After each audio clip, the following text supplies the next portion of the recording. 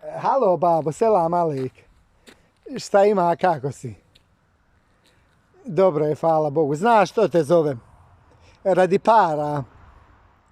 Ne, nije da ja tebi pošaljem, već ti meni. Pa one pare, na primjer, kad sam se rodio, sjećaš se?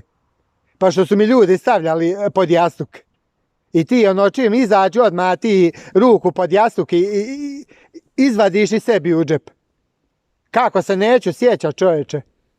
Čuj, ne vide bebe, pa ti znaš da mi podvelešci progledamo čim vidimo pare. Znaš, pa eto vidiš da se sjećam.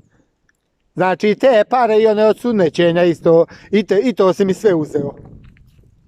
Pa ne znam, po nekoj mojoj procjeni prevedeno u eure oko 500 eura dođeš mi. Neću ti kamate uzimat, pošto sam veliki musliman. Ja. Pa eto da mi to pošalješ, Boga mi vamo sve poskupilo, litar goriva 2 eura. Pa brašno poskupilo, pa ulje, onaj toalet papire, pa nikako ga ne kupujemo onim reklamama što dođu, brišemo da izvineš zadnjicu. Et, i da mi to pošalješ i još jedno 500 eura da mi posudiš ti od sebe. Pa šta je to 500 eura, 3 penzije tvoje, nisu to neke pare. Čuj, nemaš. Pa što si me onda pravi ako me ne možeš izdržavati? Pa ja trebao s to mislit prije 40 godina u krevetu, a ne sad se sjetio da...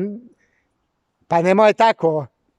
Pa vratit ću ti, pa znaš mene da ću ti vratit, ću li ti vratit. Pa naravno da ću ti vratit. Kad bi ti mogao vratit? Pa vratiš ti, eto, čim nađu Sebinu diplomu, ja ću ti vratit. Eto, čim se Milorad Dodik ocijepi, dobit ćeš pare nazad.